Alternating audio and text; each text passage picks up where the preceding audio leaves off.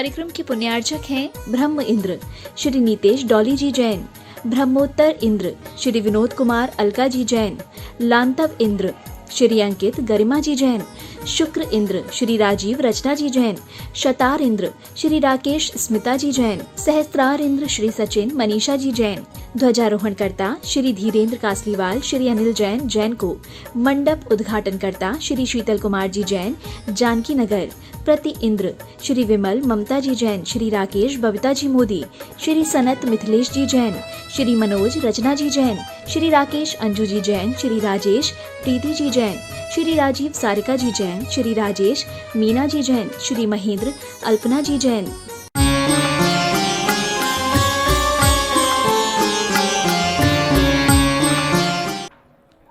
धर्म स्नेही पापात्माओं,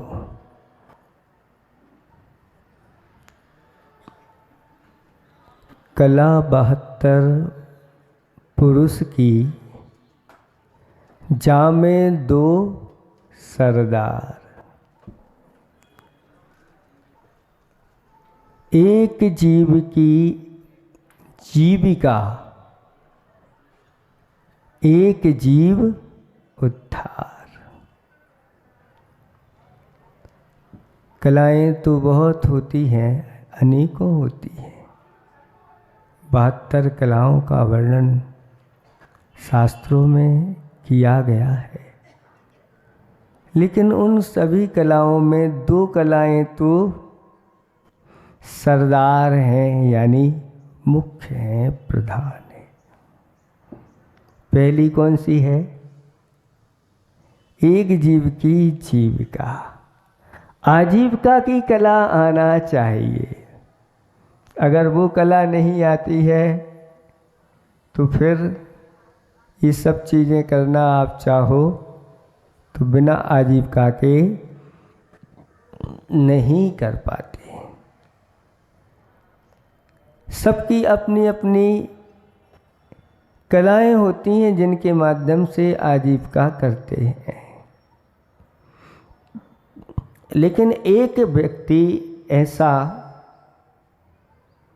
जिसने अपनी आजीविका का साधन नाट्य कला को बनाया, और ऐसी वह नाट्य कला लोगों के सामने प्रदर्शित करता कि जिस रूप को वह धारण करता उस रूप वह हो जाता, यानी तन्मय हो जाता, उस रूप में वह हो जाता। राजकुमार उसकी कला से बहुत ही आकर्षित हैं और निरंतर उस कलाविद की वह प्रशंसा करते रहते हैं। ये जो रूप धारण करते हैं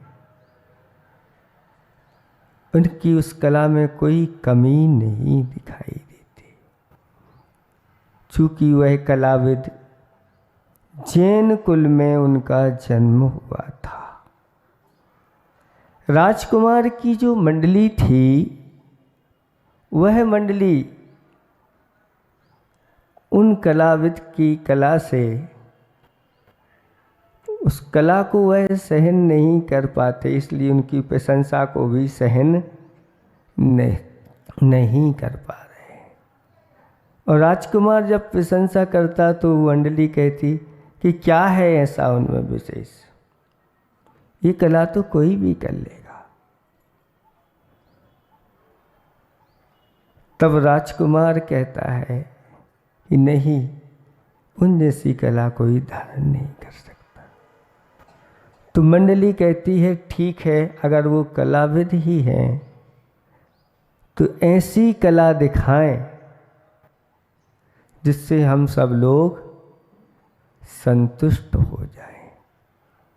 तो राजकुमार कहता है बोलो तुम्हारे लिए कौन सी कला देखना है। तो सभी ने कहा कि वह सिंह का रूप धारण करके आए।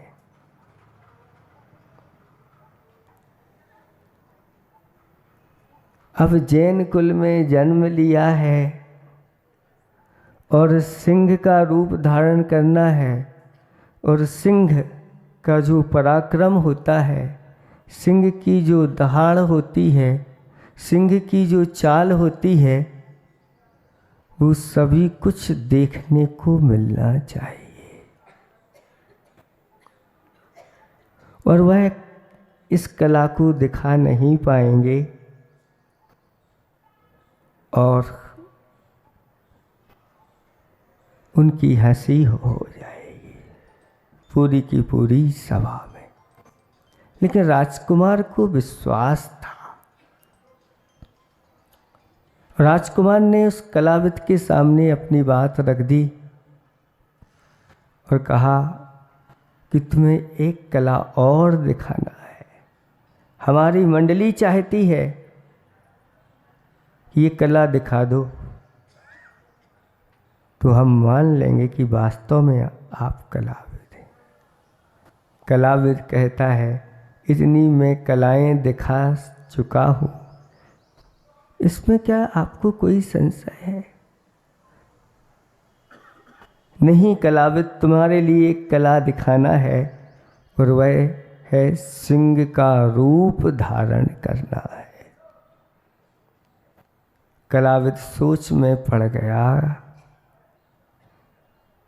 और विचार करके कहा, ठीक है, मैं इस कला को दिखा सकता हूँ, लेकिन राजा से एक खून माफ होना चाहिए। मंडली सोच रही थी कि ये तो अहिंसक हैं, ये वो कार्य नहीं कर पाएंगे। राजकुमार कहता है, ठीक है, मैं राजा से अनुमति ले लेता हूँ। राजा के पास जाकर के और अनुमति ले ली गई, सारी व्यवस्था बना दी गई। राजकुमार ने एक बकरे को लाकर के वहाँ खड़ा कर दिया और कहा कि आज एक ऐसा सिंह सभा में आने वाला है जो अपना अलग ही रूप प्रकट करेगा। सारी सभा भर गई कि सिंह आने वाला है। और जब वह सिंह जैसे ही सभा में प्रवेश करता है और एक ऐसी दहाड़ लगाता है और एक ऐसी उछाल मारता है कि सारी की सारी सभा कँप जाती है। और ऐसा ही रूप प्रदर्शित करके और वह राजकुमार के सामने वह सिंह जाकर के बैठ जाता है। बच्चे लोग तो पहले से ही देख कर के भाग गए थे। अंदर से कई लोगों के शंका हो रही थी कि ये असली है या नकली है। लेकिन राजकुमार तो सब जानता था, इसलिए राजकुमार के सामने जब शांत होकर के वह सिंह बैठ गया तो सिंह से राजकुमार ने क्या कहा, तू क्या कोई सिंह है? ऐसा भी सिंह होता है? सिंह के सामने बकरी हो और जीवित रह जाए, तू सिंह नहीं, तू तो गीदड़ है, गीदड़ है, गीदड़। बस इतना कहा नहीं कि सिंह के कानों में वो शब्द बार बार पड़ रहे हैं, और सिंह जो होता है इन शब्दों को सहन नहीं कर सकता।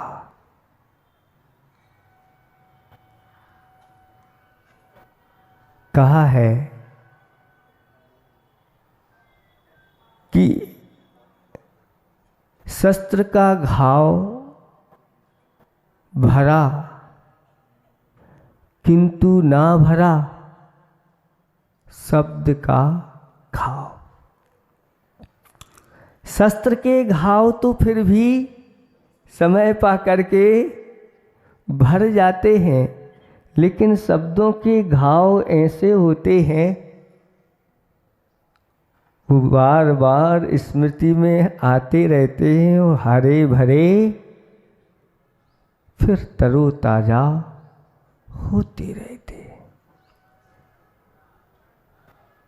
और उस सिंह के अंदर सिंहता ऐसी प्रकट हुई क्रोध में आकर के, और एक ऐसी छलांग राजकुमार के ऊपर ही हमला कर दिया और नीचे आकर के उसको पछाड़ दिया। राजकुमार सुकोमल था और सिंह के पंजों को, उस सिंह के आहत को वह सहन नहीं कर पाया और वही उसके प्राण निकल गए। अभी ये कौतूहल का विषय बना हुआ था, लेकिन अब शोक पूरी की पूरी सभा में मातम छा गया। ये क्या हुआ? किसी ने भी ये सोचा नहीं था। सबके मंसूबे पर पानी फिर गया और एक हानि बहुत बड़ी हो गई। राजा भी इसको सहन नहीं कर पाया और शोक में ऐसा डूब गया। एक ही तो पुत्र था और वह, लेकिन मैं इसको दंड भी तो नहीं दे सकता, क्योंकि पहले से ही मैं वचनबद्ध हो गया था। लेकिन अंदर से सामने वाले के प्रति ईर्ष्या के भाव और उसके प्रति प्रतिशोध के भाव भरे हुए हैं और राजा शोक में डूबा हुआ। बार बार आर्त ध्यान उसको होता है। एक बार फिर पुनः उस कलाविद को बुला लिया गया।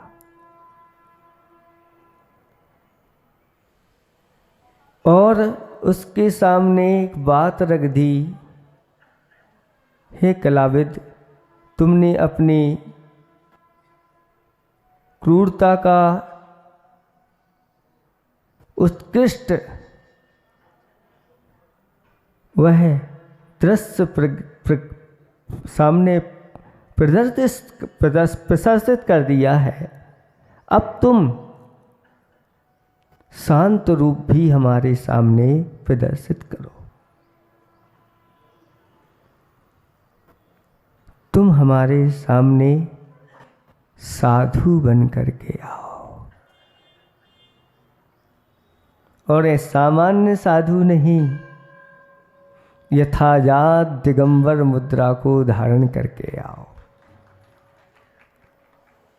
क्योंकि उस शांत रूप को देख करके लोगों की कसाएं भी शांत हो जाती हैं।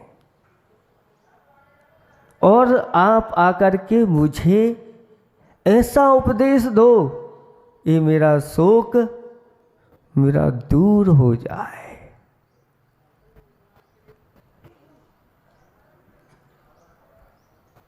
अब कलाविद सोच में पड़ गया कि ये अभी तक मैंने जितने भी रूप दिखाए, अपनी कलाएं दिखाई हैं, उन कलाओं को दिखा करके फिर मैं अपने मूल रूप में आ जाता हूँ। लेकिन ये कला ऐसी कला है जो एक बार इस रूप को धारण कर लिया, क्योंकि ये अंतरंग की आत्मा का ऐसा स्वरूप है जो पापों की निर्जरा में कारण है। और इस रूप को धारण करके मैं पुनः वस्त्र तो धारण नहीं कर सकता, क्योंकि मैंने जैन कुल में जन्म लिया है। ये कोई स्वांग नहीं होता कि दिखाया और फिर पुनः उस दूसरे रूप में आ गए। ये कैसे होगा? लेकिन कलाविद के सामने चुनौती है। अगर नहीं दिखा पाए इस रूप को तो तुम दंड के पात्र बनोगे, और दिखा दिया तो फिर कहना ही क्या है। और विचार कर लिया और राजा से कहा कि 6 महीने का समय आप हमारे लिए दीजिए। 6 महीने बाद हम आपके सामने प्रकट हो जाएंगे। और गए घर जाकर के और साधना में लीन हो गया। महाराज के पास जाकर के पूरी साधना को सीख लिया। और जब वह अभ्यास के माध्यम से निष्णात हो गया कि किस प्रकार से अपने आत्म स्वरूप में प्रवेश किया जाता है, और अपने माता पिता से और अपनी पत्नी से आज्ञा लेता है, अब हमारा यह संसार जो चल रहा था अब समाप्त होने को है। अब जो निर्वाह की कला थी वह कला निर्वाण की ओर फिर जाने वाली है। आप सब हमें आज्ञा दीजिए कि मैं इस मुनि पद का अच्छी तरह से पालन कर सकूं। और आज्ञा लेकर के दीक्षित होकर के और पिच्छी कमंडल लेकर के 6 महीने जैसे ही पूर्ण होते हैं और घोषणा करवा दी गई कि एक दिगंबर मुनि राजसभा में राजा को संबोधन करने के लिए आ रहे हैं। राजा ने भी उन मुनिराज के सम्मान में उच्चासन आदि रख दिया गया।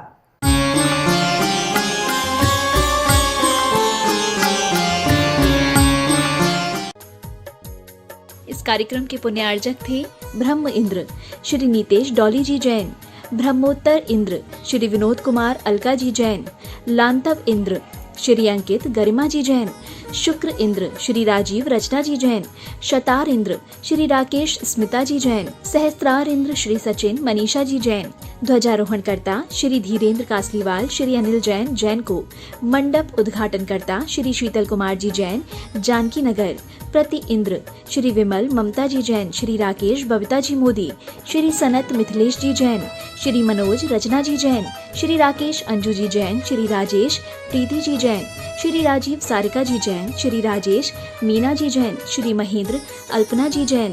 तेरी शास्त्री सत्य श्री अनंता, तेरी धर्म शास्त्री सत्य श्री शास्त्री, तेरी भक्त सरली सत्य श्री अनंता, तेरी सत्य श्री मनुष्य प्रथा, तेरी नमी शास्त्री सत्य श्री देवी।